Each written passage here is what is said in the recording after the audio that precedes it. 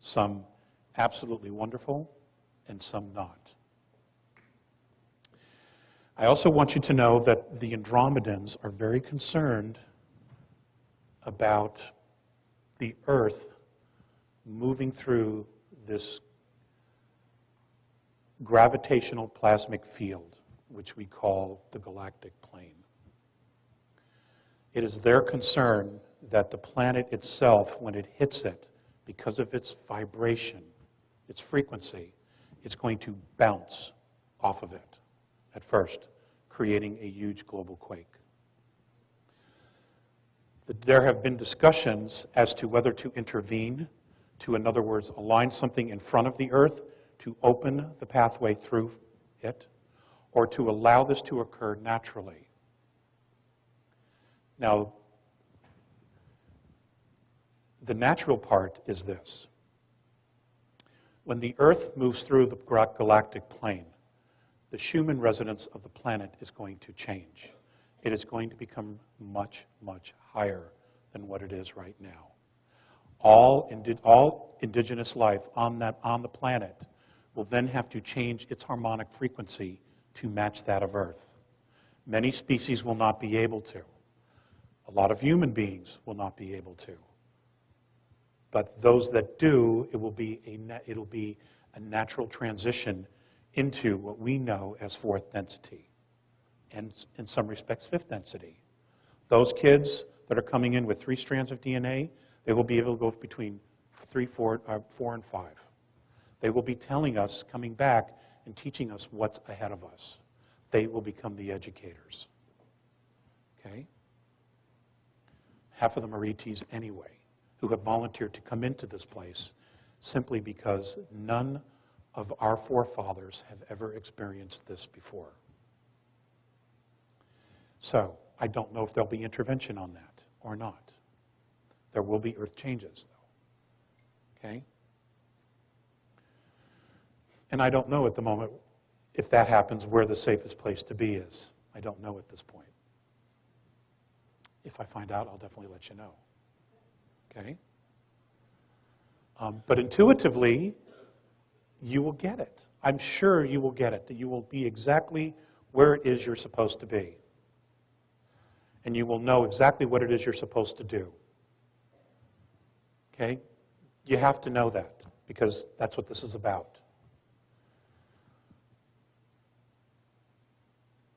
When we pass through this plane, we will become an agrarian society once again, which I thought was fascinating because Mr.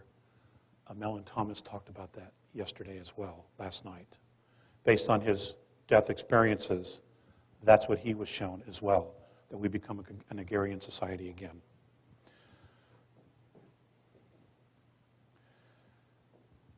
It's not to say manufacturing will go away, it won't, but we will not solely be on it. We will become indigenous people once again with the planet. I'm also told that many people, once we have passed through this transition, this change in frequency and harmonics, that many people will opt to go to different star systems and represent Earth, represent our civilization. Because there is a huge perk to being the only planetary society to actually go through such a shift as this. And the fact that we represent 22 different extraterrestrial races here, genetically, and are considered genetic royalty, that we will be invited to participate on levels absolutely unimagined to us at this point. Okay, we will become ambassadors. We will be teaching other societies basically what not to do. Okay? Because we're the professors. We have become the professors.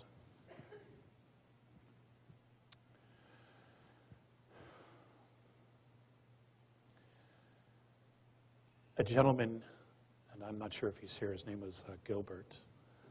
I spoke with him yesterday, he asked me to give him, in one sentence, the bottom line to all this. And I've been searching for that one sentence, that bottom line, all my life. But I heard someone else say it yesterday. And it is simply, love your life. You can't say it any better than that.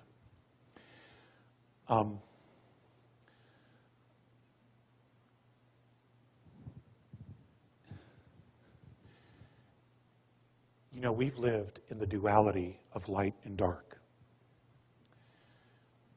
But we've almost completely ignored the fact that there's a third duality here, and that's balance. Okay? We have always been somewhere between the two, never realizing that the balance is actually its own duality as well. And none of us have given that space enough credit.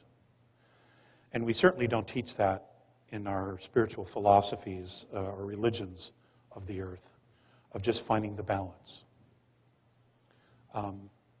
Many of the indigenous cultures have known that all along. You know, they've known about the balance. And in saying that, I brought that up specifically because what needs to be acknowledged here is that the United States changed the world. It changed its perspective. It changed the direction. Up until now, it has probably done more good than harm.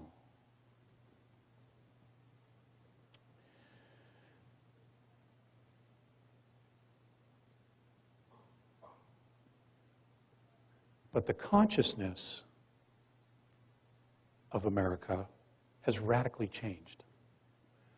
For the last 60 years, we've been creating enemies, fighting enemies, creating enemies, fighting enemies, fascism, communism, tyranny, and then creating tyranny, communism, fascism, so much so that that our government has now become the monster that it has been fighting all along.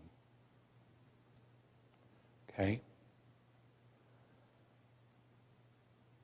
There's a great lesson there in holding on to something and putting too much energy into something that you actually become that which you hate. Okay? We're faced with that. I want you to know that there is not a single benevolent extraterrestrial race up there, the Andromedans at all, who are going to do anything about our government. That's our problem. We let this get out of hand. We let them get out of control. We let them usurp our rights. We let them build all this technology without sharing it. We've let them run amok. We have not managed our constitutional republic, and we have let them take our rights away. That's our responsibility to fix. Now, I'm not advocating overthrowing the government, but what I am advocating is the fact that you absolutely stand up for yourselves and don't take this horseshit any longer. We simply can't do it. It's become a detriment to the planet. Okay? And we are responsible for that.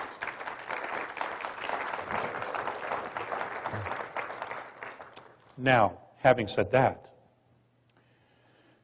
and this is an unintentional plug for Dr. Sala's book, okay? But I was going to talk about this anyway. In the late 50s, the United States government signed a treaty with an extraterrestrial race who they believed to be benevolent. And agreements were reached, and there were terms to that treaty. And shortly after that treaty was signed and agreed upon, the extraterrestrials broke the treaty, because technologically they were far more advanced than we believed they were. Okay, so the government was tricked into it. However, we called that upon ourselves. We brought that experience to us because of our treatment and our behavior with treaties. Just ask the Native Americans. We signed 263 treaties with the Native Americans, and we broke 263. And it goes on and on and on. So if you need proof of karma, there's one for you. Okay? We drew that to us because we haven't walked our talk. We talk about it. We sing about it at sporting events. You know, we beat our chests, but we haven't walked it at all. Okay? It's in our face, ladies and gentlemen. It's in our face. And once again, America is at the forefront of this. Okay? This economic crisis, in the end, will be a godsend because what will happen is the ridiculous laws and restrictions and regulations we have put on ourselves will all fall away because there'll be nobody to support them. That's number one. Number two, what makes us great is that we think out of the box. We create something out of nothing. We create solutions to impossible problems. That's what's made us great. Okay? We need to re-embrace that spirit, that wild spirit that freed the world, that changed the world. It doesn't mean that we cannot share that spirit with other nations, because other nations are getting there. Hell, Russia's just as free as we were 25 years ago now. They're changed so dramatically. They realize that what they were doing no longer works. Okay, there's a lesson there. Putin was very specific. Don't go to communism, it doesn't work. Okay? But this is not about politics, this is about control. This is about control. And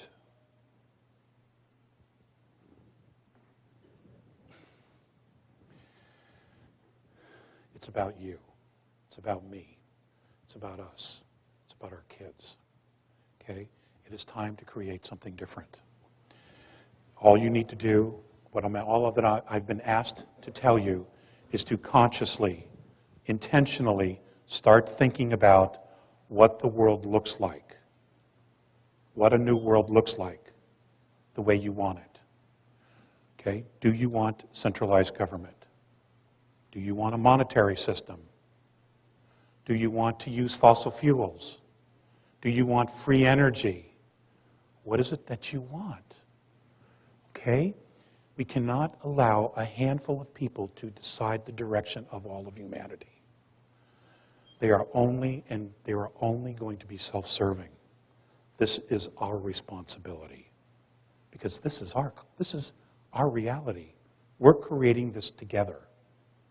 And if we embrace that, if we take responsibility for creating all of that reality, we can change this so fast it'll blow your minds. Because we're all extremely powerful. Look at what we've done. Look at what we've done already. It's stunning. I mean,